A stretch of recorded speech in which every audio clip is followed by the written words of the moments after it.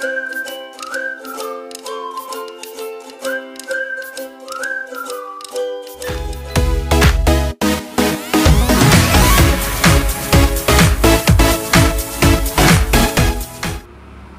काल होरी के घर में एक पूरा हंगामा हो गया।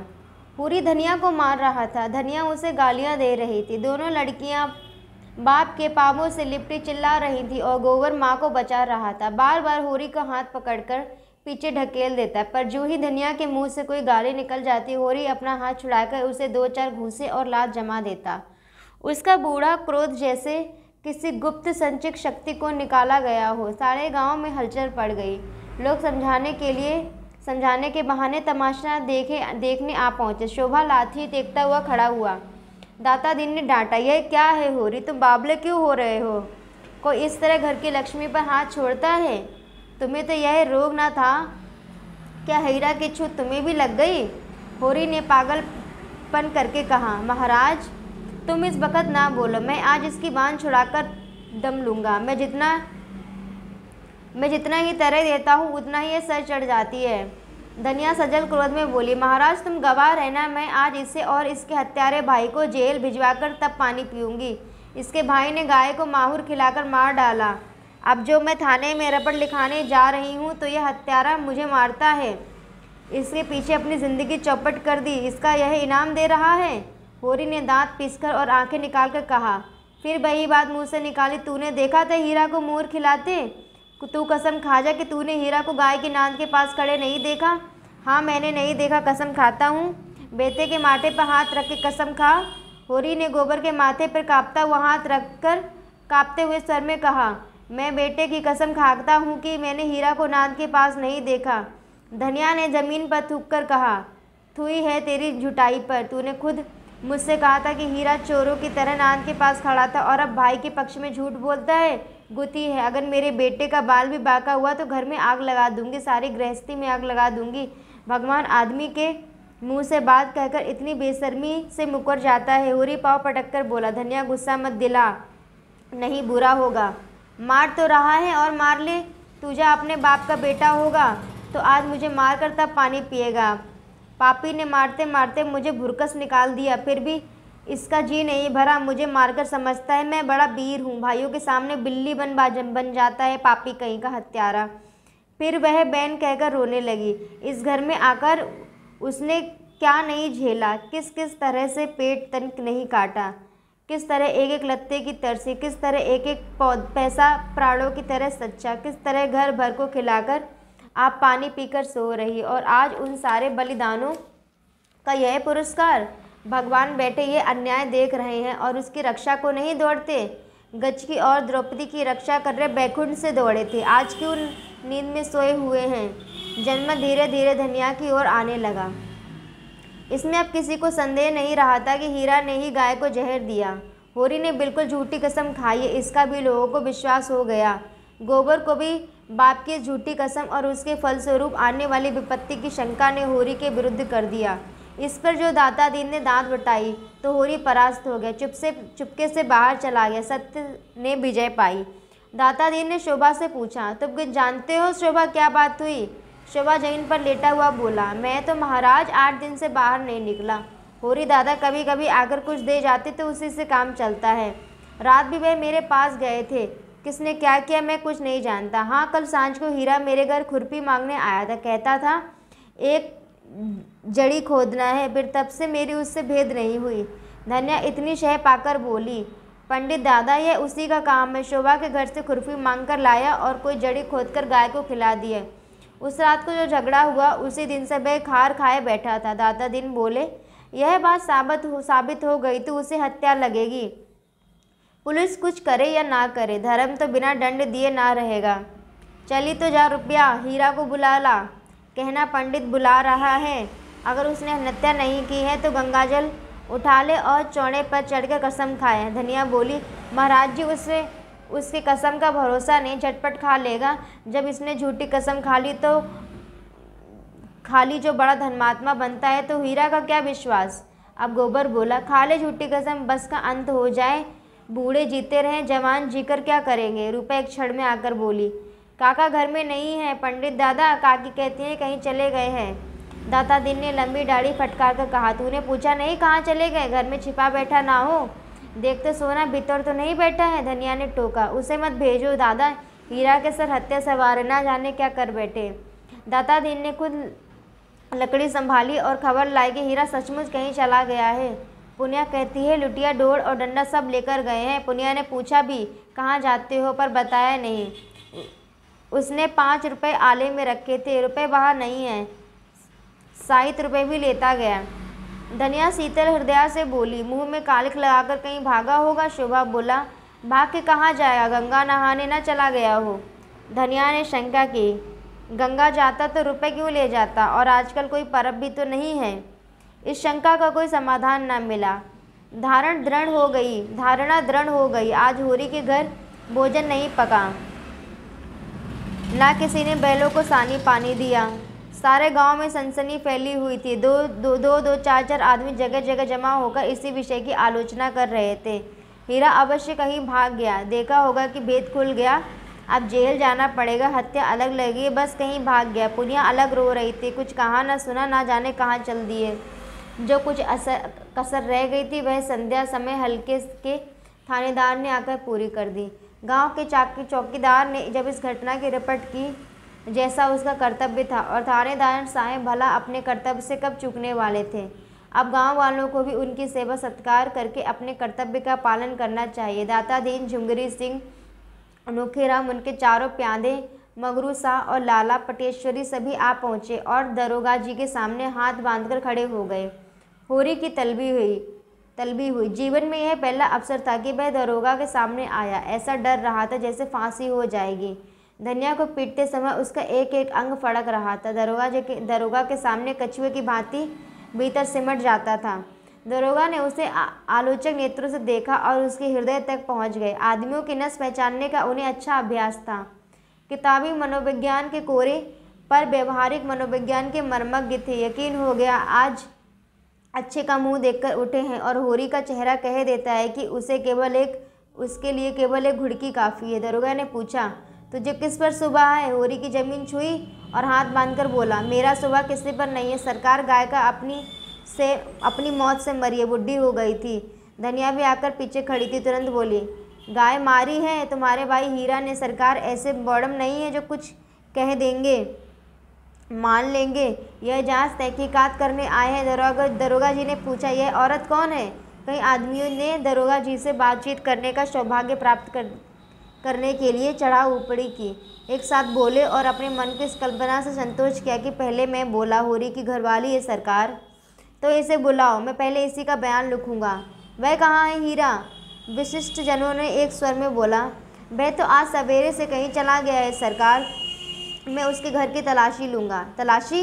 होरी की सांस तले ऊपर होने लगी। उसके भाई हीरा के घर की तलाशी ना होने पाएगी, और धनिया ने अब उसका कोई संबंध नहीं, जहाँ चाहे जाए। जब वह इसकी इज्जत बिगाड़ने पे आ गई तो उसके घर में कैसे रह सकती है? जब गली गली ठोकर खाएगी तब पता चलेगा। गांव के विशिष्ट जनों ने इस महान संकट को टालने के लिए कानाफूसी शुरू की। दाता दीन ने गंगा सर हिलाकर कहा, यह सब कमाने के ठंग हैं, पूछो हीरा के घर में क्या रखा है। पटेश्वरी लाल बहुत लंबे थे, पर लंबे होकर भी बेवकूफ़ ना थे।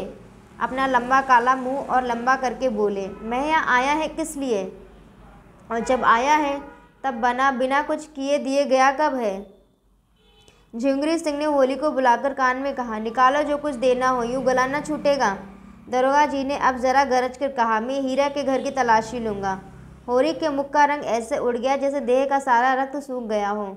तलाशी उसके घर हुई तो उसके भाई के घर हुई है, एक ही बात है। हीरा अलग सही, पर दुनिया तो जानती है वह उसका भाई है, मगर इस वक्त उसका बस नहीं। उसके पास रुपए होते तो इसी वक्त 50 रुपये लाकर दरोगा जी के चरणों पर रख देता और कहता, सरकार मेरी इज्जत अब आपके हाथ है, मगर उसके पास तो जहर खाने के लिए भी पैसा नहीं है।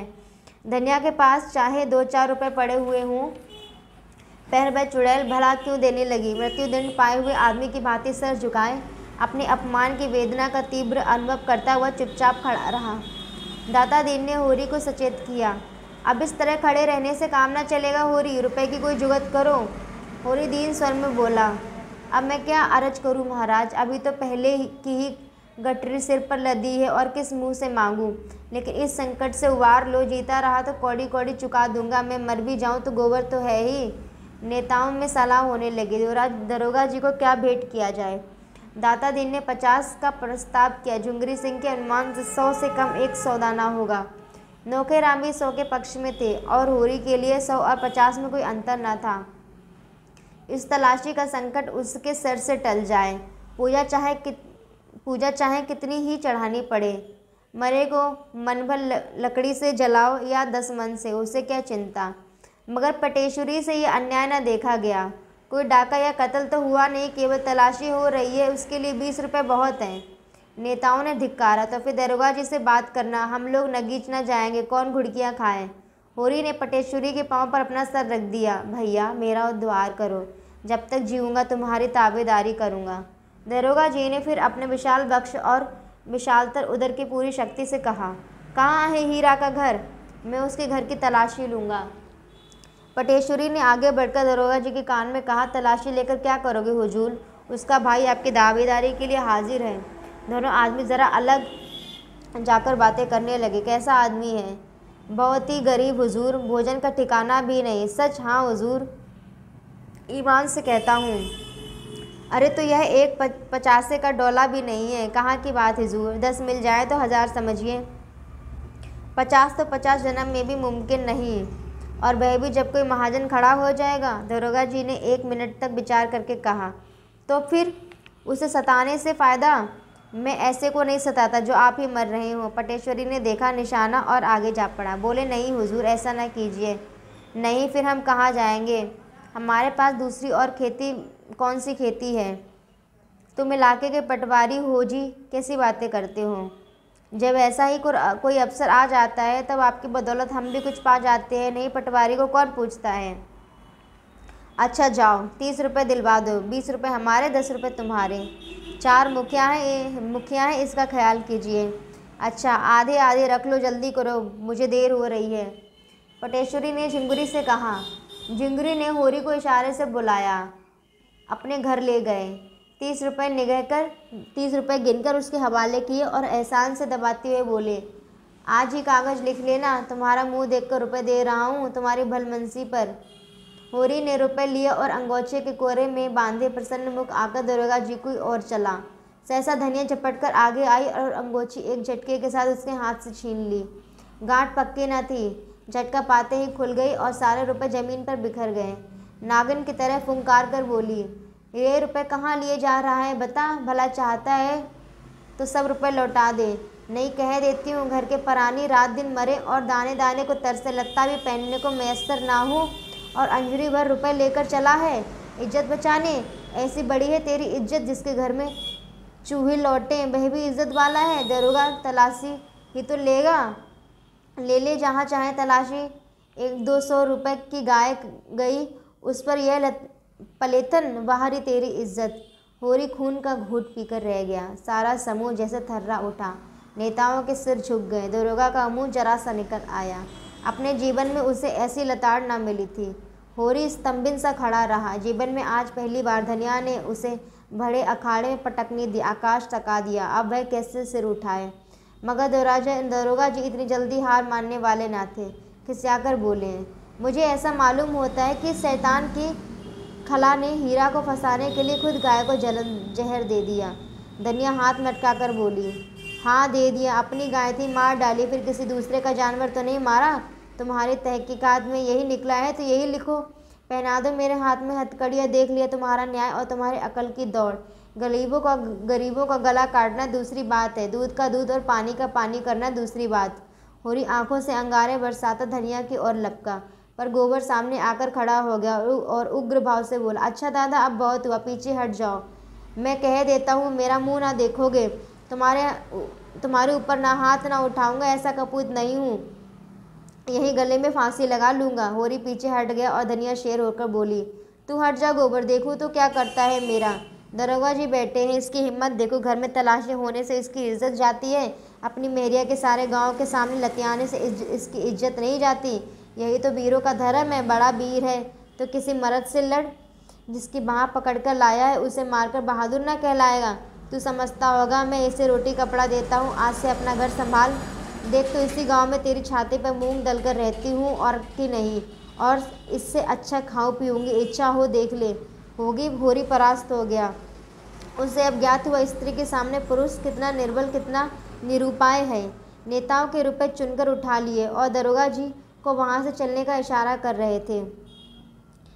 धनिया ने एक ठोकर और जमाई, जिसके रुपए हो ले जाकर उसे दे दो, हमें किसी से उधार नहीं लेना और जो देना है उसी से लेना है।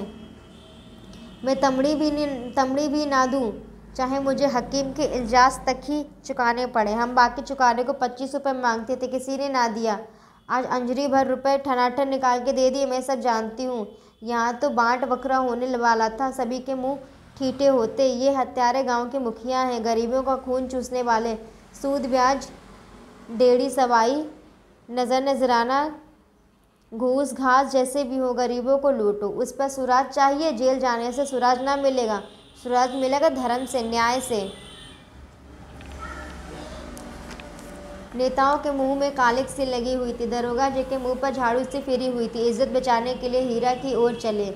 रास्ते में दरोगा ने स्वीकार किया, औरत है बड़ी दिलेर। पटेश्वरी बोले, दिलेर नहीं है हुजूर, करकशा है। ऐसी औरत को तो गोली मार दे। तुम लोगों का काफिया तंग कर दिया उसने। 4 तो मिलते ही। हुजूर के भी तो 15 रुपये गए, मेरे कहाँ से जा रहे? बना देगा, गांव के मुखिया देंगे, और 15 रुपये की जगह पूरे 50 रुपये। आप लोग चटपट इंतजाम कीजिए। पटेश्वरी लाल ने हंसकर कहा, हुजूर बड़े दिल लगी बाज हैं। दाता दीन बोले, बड़े आदमियों के यही लक्षण है, ऐसे भाग्यवानों के दर्शन कहाँ मिलते हैं। दरोगा जी ने कठोर स्वर में कहा, ये खुशामद फिर कीजिएगा, इस वक्त तो मुझे 50 रुपये दिलवाइए नकद, और यह समझ लो कि आनाकानी की तो तुम चारों के घर की तलाशी लूँगा। बहुत मुमकिन है कि तुमने हीरा और होरी को फंसाकर उनसे 150 ऐंठने के लिए पाखंड रचा हो। नेतागढ़ अभी यह तक समझ रहे थे कि दरोगा जी विनोद कर रहे हैं। झिंगुरी सिंह ने आंखें मारकर कहा, निकालो 50 रुपये पटवारी साहब। नोखेराम ने उनका समर्थन किया। पटवारी साहब का इलाका है, उन्हें ज़रूर उनकी खातिरदारी करनी चाहिए। पंडित नोखेराम जी की चौपाल आ गई। दरोगा जी एक चारपाई पर बैठ गए और बोले, तुम लोगों ने क्या निश्चय किया? कितने निकालते हो या तलाशी करवाते हो?